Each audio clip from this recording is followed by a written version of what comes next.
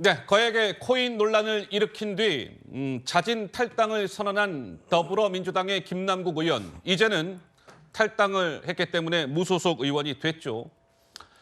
김남국 의원이 무소속 신분이 된 지 하루 만에, 그러니까 김남국 의원이 탈당을 선언한 지 하루 만에 검찰이 김남국 의원에 대한 강제 수사에 착수했습니다. 한번 보시죠.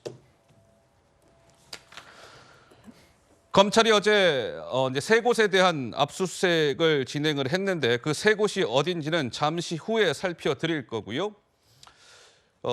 서울 남부지검에서 압수수색을 했습니다. 그런데 그 압수수색 영장에는 김남국 의원에 대해서 저 세 가지 혐의를 적시했어요. 정치자금법 위반, 범죄 수익 은닉, 조세 포탈, 이렇게 세 가지 혐의가 적시되어 있었다. 법조계에서는 이런 얘기가 나옵니다. 이번에 이 김남국 의원의 코인 이 논란을 수사를 맡고 있는 곳은 서울 남부지검 형사 6부입니다. 그런데 그 형사 6부가 서울 남부지검에서 이른바 가장 에이스 검사들이 있는 곳이다. 그곳에서 김남국 사건을 맡았다. 뭐 이런 분석이 나왔는데 어쨌든 김남국 의원이 탈당을 선언한 지 하루 만에 압수수색을 벌인 겁니다. 세 곳이 어디일까요? 보시죠. 김남국 의원이 처음에 이제 빗썸 계좌라는 곳에 이제 뭐 코인들을 뭐 이제 이런 걸 가지고 있다가 2022년 1월에 저기 보이시죠? 클립 지갑, 뭐 카카오 클립 지갑에 지난해 1월 리믹스 코인 42만 개, 돈으로 따지면 28억 원어치를 이체를 합니다. 그리고 지난해 2월에는 빗썸 계좌에서 저 업비트 계좌라는 곳에 김남국 의원의 리믹스 코인 85만 개, 돈으로 따지면 60억이 이체가 돼요. 그래서 어제 저 세 군데를 검찰이 다 압수수색을 한 겁니다. 저 맨 좌측에 있는 빗썸, 그리고 카카오 저 계열사, 그리고 업비트, 이렇게 세 곳을 압수수색을 한 것이죠. 법조계에서는 이런 분석이 나왔습니다. 검찰이 김남국 코인 보유 의혹 전반을 들여다보겠다는 의미다. 세 곳을 다 뒤졌으니까요. 장윤미 변호사님, 그 김남국 의원에 대한 압수수색 영장은 지난해 10월, 11월에 청구가 됐었는데 그때는 기각이 됐었어요. 이번에 세 번째 만에 영장이 발부가 됐습니다.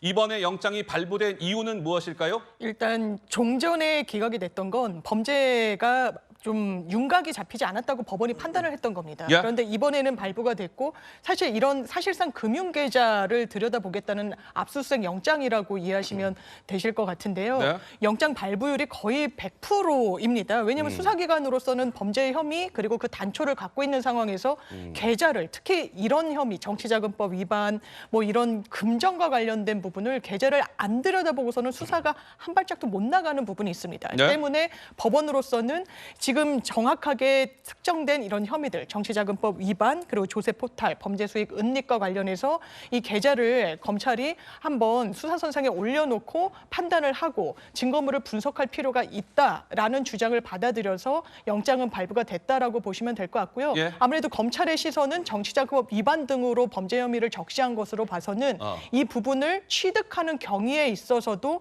위법성이 있다라고 판단하고 있는 것으로 보입니다. 자, 좀 설명 좀 누가 좀 해주시죠. 지금 그래픽에는 이 압수수색 영장에 김남국 의원의 저 세 가지 혐의가 적시돼 있다는 거예요.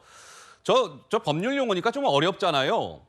우선 김남국 의원의 이 코인 논란과 관련해서 저 정치자금법을 위반했다는 것은 간략하게 저게 어떤 겁니까? 뭘 위반했다는 거예요? 지금 정치자금법 위반인지 아니면 더 나아가서 뇌물로 뇌물로 번질죄. 바뀔 수도 있는데 지금 현재 검찰이 영장에 적시한 건 정치자금법 위반입니다. 이것은 초기에 코인을 구매를 할 때 네. 본인의 돈으로 과연 샀느냐 아니면은 이것이 그 가상화폐 업체에서 여기 무상으로 제공을 했느냐. 그 에어드랍 이야기도 나왔잖아요. 예. 에어드랍 이야기도 나왔으니까 본인이 초기에 돈 들이지 않고 가상화폐를 취득을 했다면은 그것은 정치자금법 위반이 되는 것이죠. 현역 국회의원이니까. 예. 그리고 또 혹시라도 무상으로 받지는 않았더라도 초저가로 예, 아주 예. 낮은 가격으로 받았으면은 정치자금법 위반이 되는 것이고 예. 범죄 수익 은닉은 범죄 수익 은닉 혐의에 대한 설명 들어갑니다. 네, 예? 그것은 결국은 지금 코인으로 거래한 돈의 이 출구가 지금 정확하지 않아요. 아하. 그러니까 수익을 한 것은 분명한데 예. 그것을 본인이 초기 자금은